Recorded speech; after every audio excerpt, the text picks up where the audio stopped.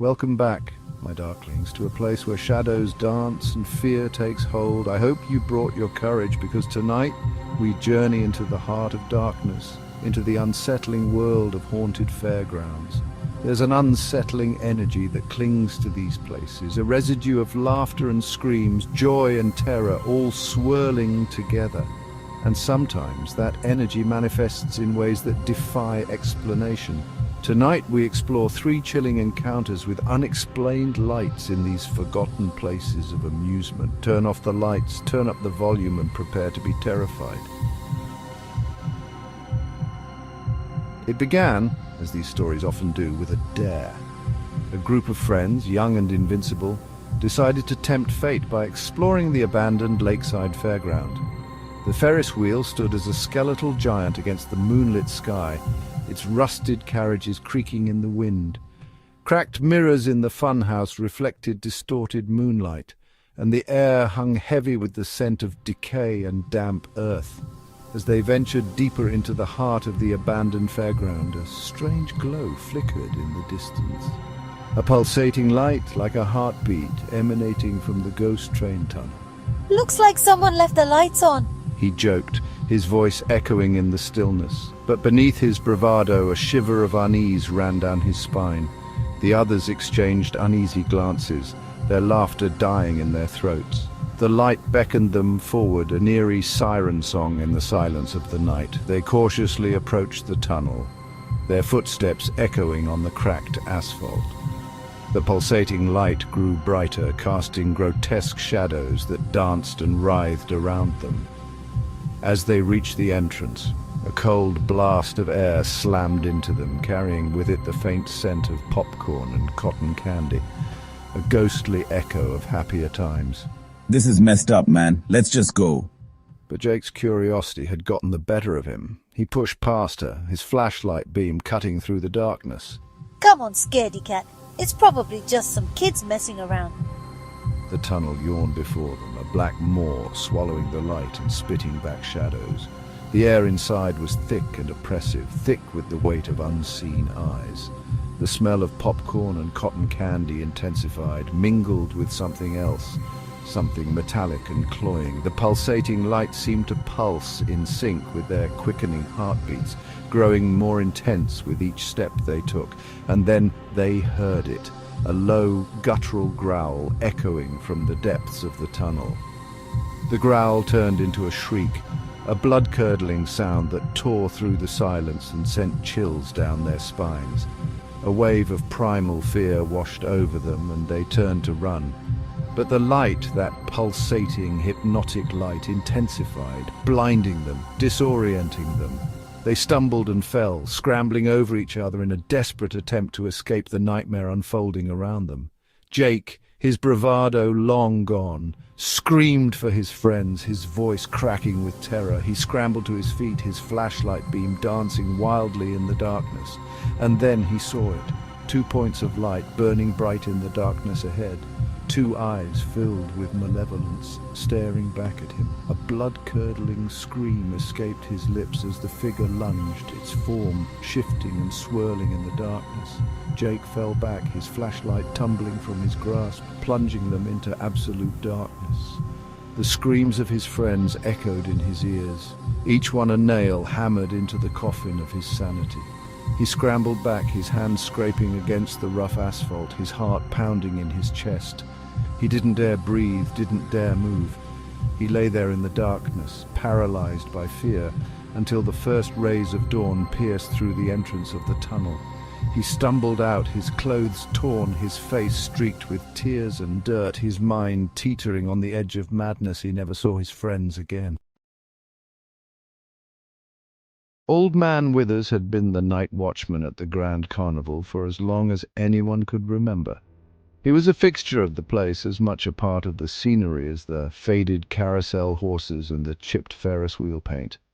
Everyone knew Old Man Withers, with his gruff exterior and surprisingly warm heart, especially when it came to the Grand Carnival. He'd seen it all, the laughter, the joy, the occasional tears, and he'd guarded its secrets like they were his own. But nothing could have prepared him for the night the lights started dancing.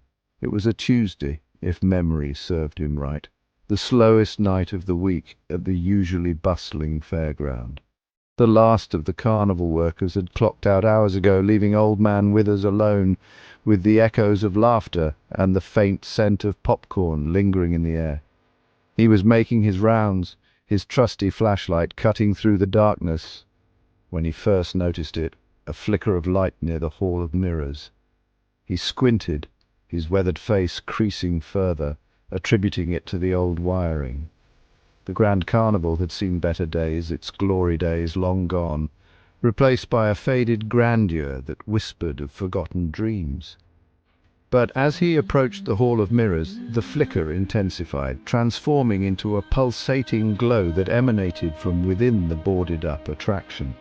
He felt a prickle of unease crawl up his spine, a sensation he'd never experienced in all his years at the carnival. Hello, anyone in there? Only silence answered him, a heavy, expectant silence that seemed to amplify the pounding of his heart. He hesitated, his hand hovering over the walkie-talkie clipped to his belt. He'd faced down rowdy teenagers and the occasional stray dog in his time, but this was different. This felt colder. He took a deep breath, the smell of rust and damp wood filling his nostrils, and pushed open the creaking door. The pulsating light intensified, momentarily blinded him. As his eyes adjusted, he saw it, a swirling vortex of light suspended in mid-air, casting grotesque shadows on the dusty mirrors surrounding it. He blinked, expecting it to vanish, to be revealed as a trick of the light or a figment of his imagination. But it remained, a beacon in the darkness, its light pulsing with an eerie rhythm that seemed to resonate deep within his bones.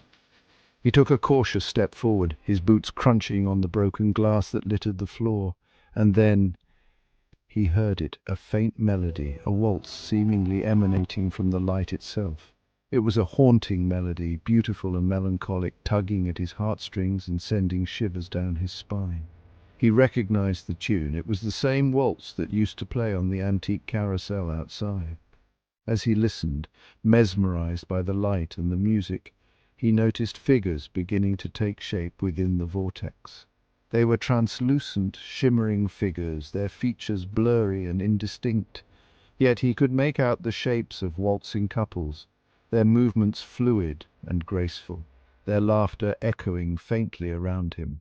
The Campbell family piled out of their minivan, stretching their legs and breathing in the crisp autumn air.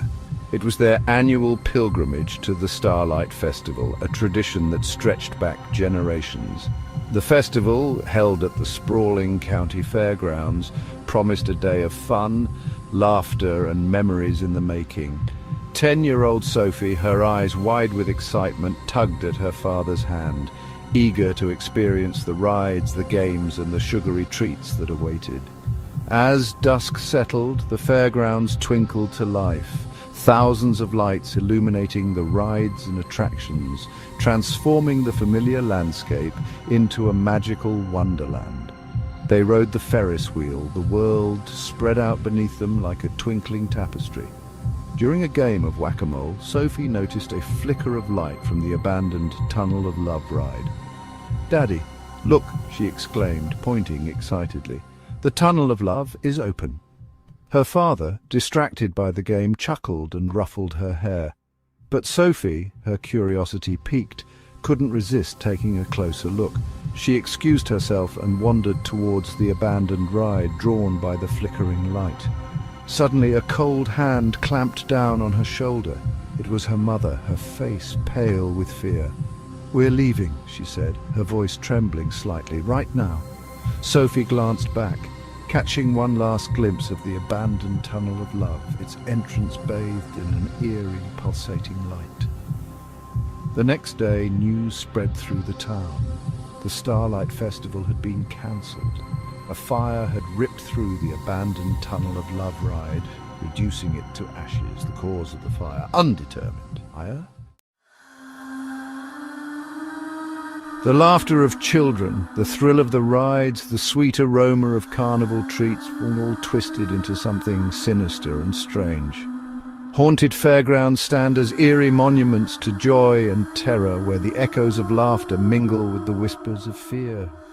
If you enjoyed these terrifying tales, don't forget to like, subscribe, and hit the bell icon for more spine-tingling stories. Share your own scary experiences in the comments below if you dare. Until next time, my darklings, stay safe and keep the lights on. You never know what lurks in the shadows.